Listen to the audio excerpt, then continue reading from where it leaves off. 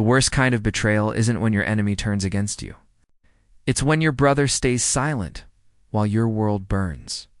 I gave my loyalty, my trust, and my heart to two people who swore they'd never hurt me. But when I uncovered their secret, I didn't lose control. I became karma. If you've ever been betrayed by someone you called family, stay till the end, because this story proves that silence can destroy more than lies ever could. I've always believed that family isn't just blood. It's the people who show up when no one else does. That's what Rafe was to me. He wasn't born my brother, but somewhere along the line, he became one. We grew up on the same cracked streets, shared the same worn-out dreams, and learned early on that loyalty was everything. When I had nothing, Rafe was there, splitting meals, splitting trouble, splitting every burden life threw at us. Years later, when I finally found success, my own small construction design firm, a home that smelled of fresh paint and morning coffee, Rafe was still by my side. He'd turned into the man I'd always hoped he'd become. Confident, dependable, sharp. And when I married Alara, it just felt right to have him standing next to me, smiling wider than anyone else. They got along easily, maybe too easily sometimes, but I never thought twice. In my mind, that's what trust looked like. There were nights I'd sit with a glass in hand watching them laugh across the table, thinking how lucky I was. The woman I loved and the brother I chose, both in my life, both part of my story. I used to thank God for that kind of balance. It felt rare. Pure, even. But you know how it goes. Purity doesn't last long in this world.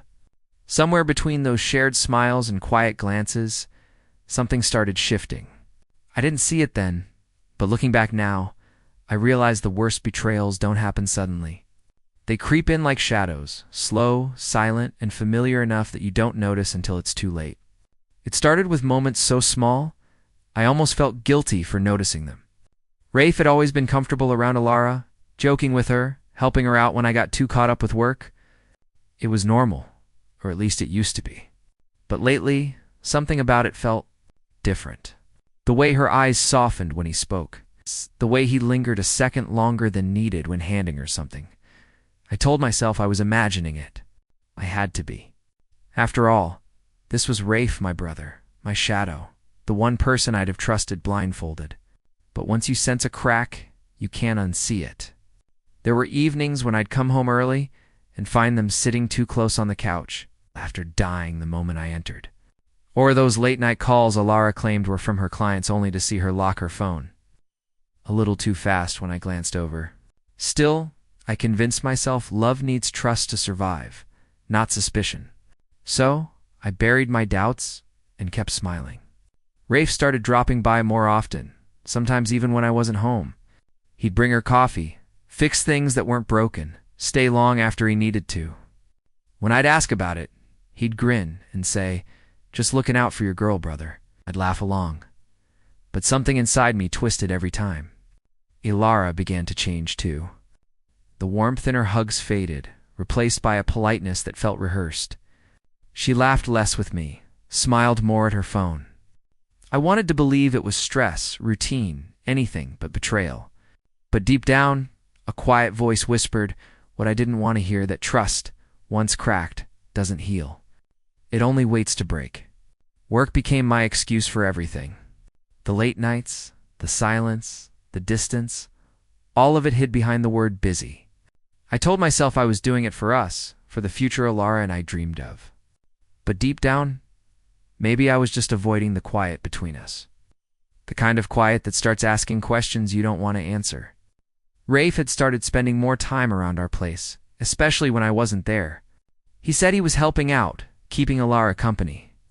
I wanted to believe that. I really did. But every time I came home and saw his jacket on our chair, his coffee mug in our sink, it didn't feel like help. It felt like invasion. Alara's moods became unpredictable. One moment she was affectionate, the next she seemed miles away. We'd sit at dinner and eat in silence, pretending not to notice how our phones filled the gaps we couldn't. When I looked at her, I saw someone drifting and I didn't know how to pull her back. One night I walked in late to find them both in the kitchen, whispering. They stopped the second they saw me. Rafe smiled like nothing had happened. Alara just stood there, frozen, her hand clutching the counter. The air felt heavier than words. After he left, I asked her if everything was okay. She said, "You're just tired, Kellen. You're imagining things." Maybe I was. Or maybe she needed me to think that. Lying awake that night, staring at the ceiling, I realized something cruel. Sometimes love blinds you so completely that you start mistaking the flicker of deceit for the warmth of devotion. And I had already gone blind. The truth didn't come crashing down. It slipped in quietly, almost politely. It was a Saturday morning, the kind that should have felt peaceful. Rafe had stopped by my office the night before to discuss a project and, in his usual careless way, left his phone on my desk. I noticed it the next day, flashing with notifications. I didn't mean to look, I swear I didn't, but one message on the lock screen froze me where I stood. It was from Alara. "Last night was worth every risk." Those 6 words hollowed me out. My first thought wasn't anger, it was disbelief. My mind refused to connect the pieces. I sat there staring at the screen, hoping it was some terrible misunderstanding, but curiosity, or maybe pain, pushed me further. I opened their chat. Months of messages unfolded before my eyes, memories, jokes, late-night confessions. There was love there, but not mine anymore. It was theirs. I didn't cry. I didn't even shout. I just stopped feeling. My heartbeat slowed, and the world went silent, like someone had turned down the volume on life. Every conversation, every shared laugh, every time Rafe called me brother, it all replayed in my head with a new, bitter meaning. I wanted to throw the phone to destroy it, but I couldn't. Instead, I placed it down gently, like it was something sacred that had just died. That morning, I didn't confront either of them. I went home, kissed Alara on the forehead, and told her I loved her. Because that's what trust looks like before it breaks. It smiles, it lies, it holds on a little longer, even when it already knows it's over. In the days that followed, I became an actor in my own life. I laughed at jokes that made my stomach twist. I hugged a woman whose touch no longer felt like home. I spoke to a man I once called brother, pretending not to see the knife he'd left in my back. Every word, every smile, every glance, I rehearsed them all. It wasn't strength. It was survival. Alara seemed calmer, almost relieved. Maybe she thought I'd stopped noticing. Maybe she believed her lies were invisible if she wrapped them in kindness. Rafe stayed his usual self, loud, confident, always pretending nothing was wrong. When he'd drop by, I'd offer him a drink and talk business as if my world wasn't burning quietly inside me. Sometimes I'd catch them exchanging those small, secret looks. They didn't know I'd already seen everything. That was my only power nowing. At night I'd sit by the window, watching the city lights fade into the dark. And I'd wonder when exactly trust turned into theater. I used to believe love could fix anything. Now I understood it could also hide everything. Every soft word, every tender gesture, it was all camouflage. I started recording their little moments, saving messages, collecting evidence like pieces of a puzzle I didn't want to finish. But I wasn't ready to confront them yet. Not until I could look them both in the eyes and leave them with no place to run. The hardest part wasn't the betrayal itself. It was pretending not to see it, smiling through it, eating dinner with it, sleeping beside it. Some people break when they're betrayed.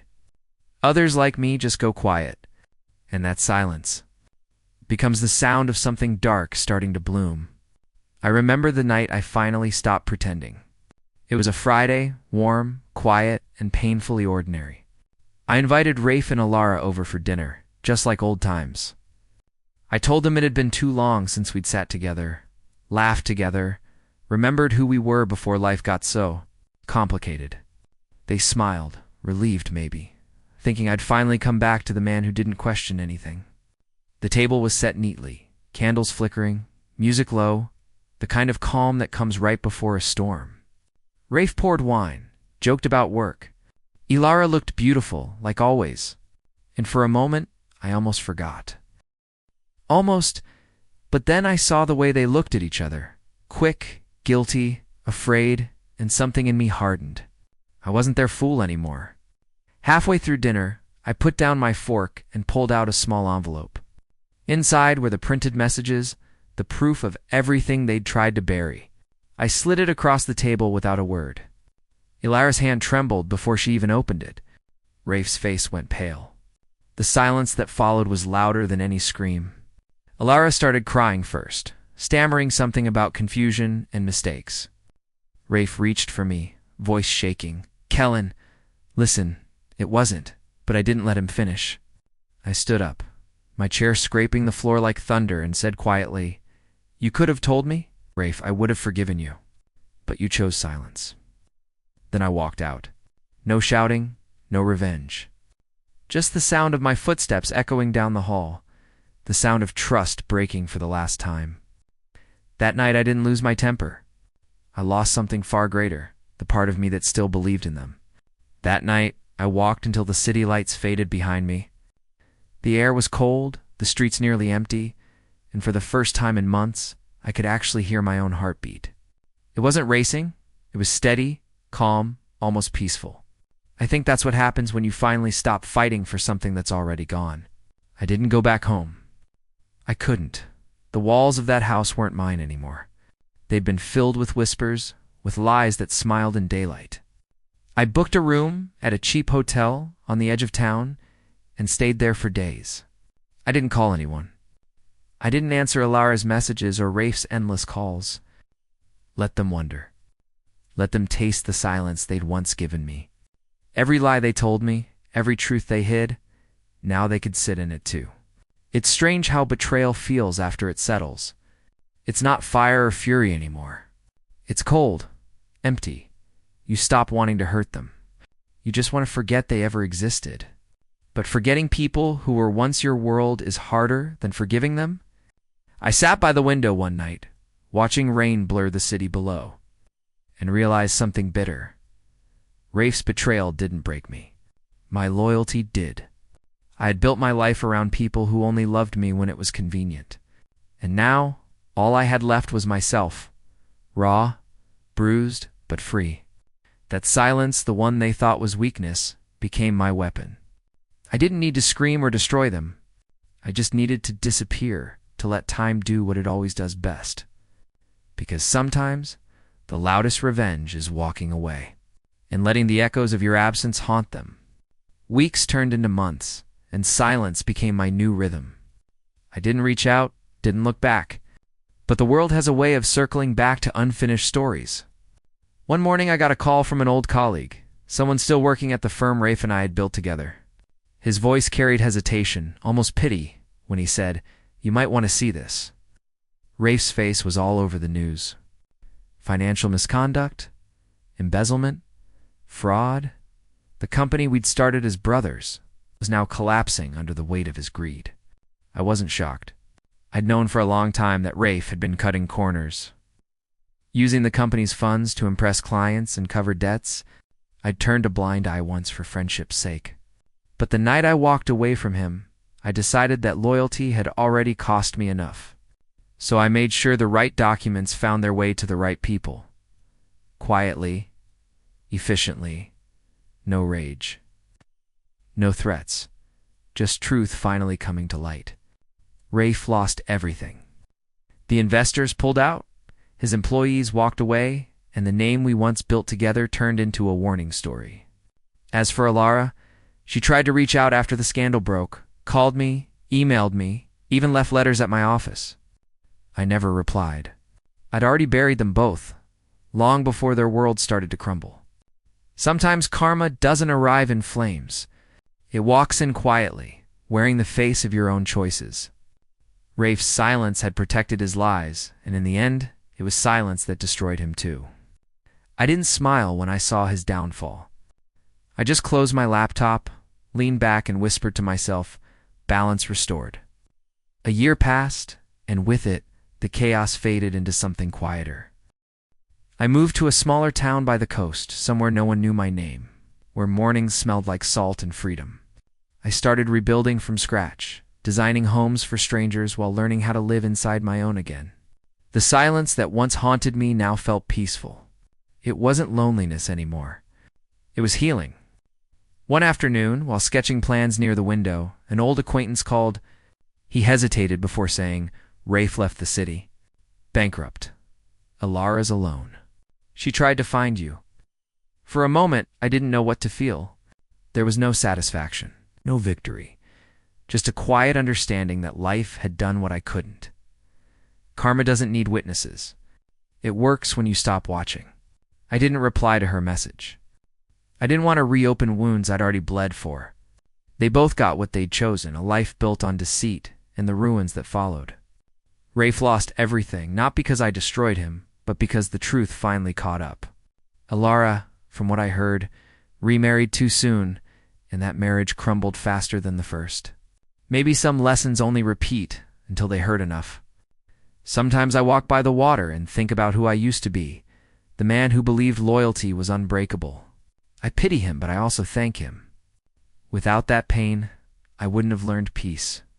I wouldn't have learned that walking away isn't weakness, it's power. And when the wind shifts, carrying whispers from the past, I smile faintly.